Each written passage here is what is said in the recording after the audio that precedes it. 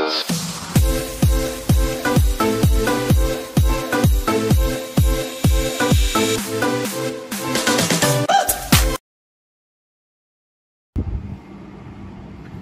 up mga kadubikes? So ngayon ay nandito tayo ngayon sa garahe.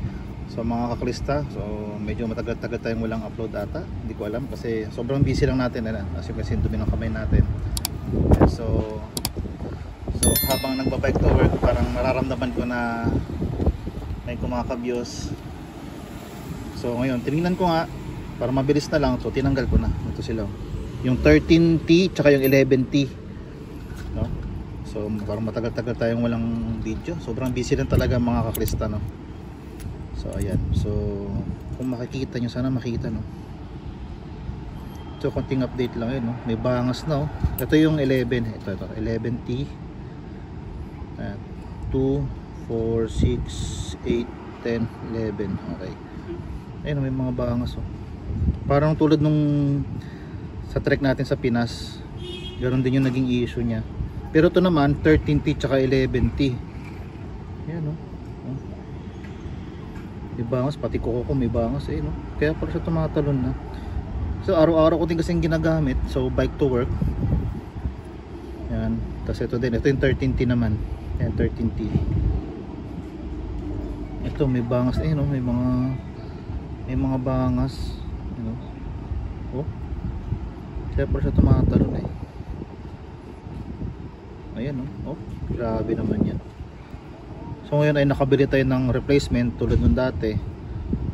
So teka lang, kukunin ko lang muna dito sa toolbox. Tinanggal ko na kasi yan para mabilis na. Kunin natin sa toolbox.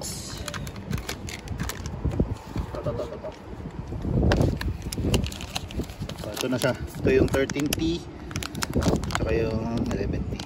So yung brand nya ZTTO.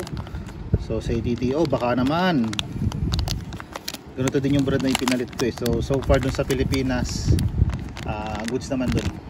Kasi nga puro babae naman gumagamit, so hindi sila masyadong maalam sa mga parts, kaya okay lang. Hindi masyadong nagagamit yung bisikleta dun, Yung bisikleta lang sila dun kapag yan, pag trip lang nila, pag walang pasok, yun. Pero hindi naman yung tulad na nag-aano talaga, yung kumakarera, wala namang ganun, tamang bisikleta lang. Okay, so ngayon ito na ikakabit natin. Okay, so mabilisan lang to. Yan. So pwede natin i-compare, no? So sa 13T muna, buksan natin itong 13T.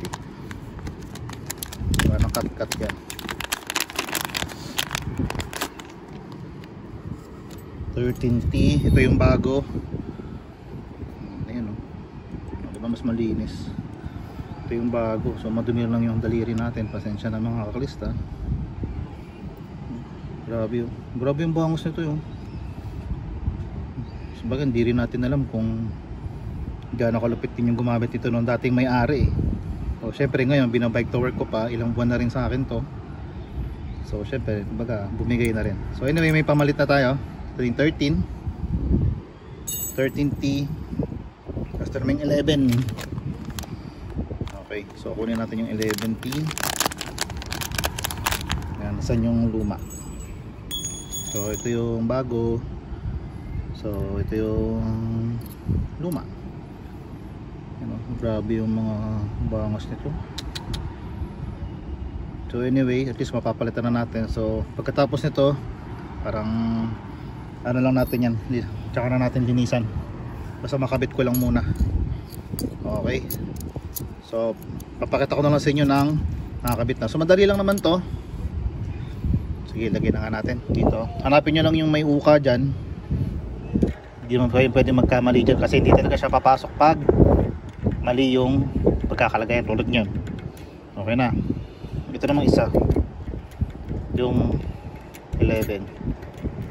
May mga ngipin-ngipin yan, kailangan tugmalan talaga. O yan, okay na.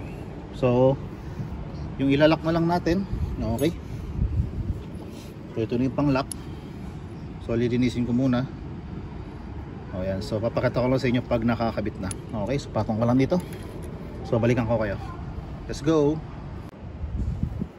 So okay mga kaklista, no, at naikabit na natin yung ating bagong 11T at 13T. So mag-zoom ba natin? Ayan. So So pasensya na kayo, may madumi siya. So soon lilinisin na natin to. Okay, so yan siya, napakabit na natin yung 11T at yung 13 tooth nya. Okay, so sana naman hindi na siya kumabyos. Okay, so update ko na lang kayo. So ilalagay ko na lang sa end ng video kung ano yung magiging resulta nya. Okay, so may makikita nyo lang dyan sa may parang ano na lang yun, parang isang sentence na lang yan kung anong update ko. Okay, siguro pag pinanood nyo na to is goods na yung ano dito, yung kagat nya, hindi na siya tumatalon or kumakabyos. Okay, so yun lang mga Clistanot. Pasensya na, medyo matagal yung ating mga uploads kasi medyo busy tayo sa trabaho ngayon.